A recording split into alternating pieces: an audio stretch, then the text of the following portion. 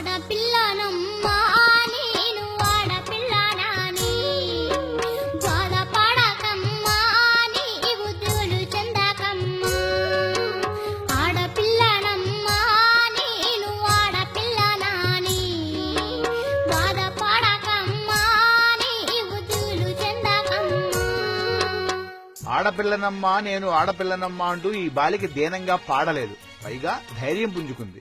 కుటుంబానికి ఆసరాగా నిలిచింది. ఒక పక్క 8వ తరగతి చదువుతూ మరో పక్క కులవృత్తిని చేస్తూ కుటుంబాన్ని పోషిస్తోంది. ఈమె పేరు బిందుప్రియ. ఖమ్మం జిల్లా అశ్వాపురం మండలం మొండికుంట గ్రామానికి చెందింది. తండ్రికి ఒక క్షౌరశాల ఉంది. ఓ రోజున తండ్రి కళ్లు తిరిగి పడిపోయాడు. మెదడులో కణితి ఉందని వైద్యులు తేల్చారు. ఉరుములేని పిడుగులాంటి ఈ వార్త విని ఆ కుటుంబం వణికిపోయింది. బిందుప్రియ మాత్రం దృఢ చిత్తాన్ని కనబరిచింది. ఎదురీదాలని నిర్ణయించుకుంది. తన తండ్రి వెంట ఉన్న సమయంలో చూసి అభ్యసించిన క్షురక వృత్తినే ఆశ్రయించింది. తండ్రి క్షౌరశాలను కొనసాగించింది. ఆమెకిద్దరు తోబుట్టువులు. కుటుంబ భారాన్ని మోస్తూ చదువుతూ కుటుంబాన్ని మోస్తున్న బిందుప్రియను చూసి నేర్చుకోవాల్సింది ఎంతైనా ఉంది కదూ. కంటే కూతుర్నే కనాలి అనే పాట అక్షర సత్యం అనిపించడం లేదు. కంటే కూతుర్నే కనాలిరా, మనసుంటే మగాడిలా పెంచాలిరా.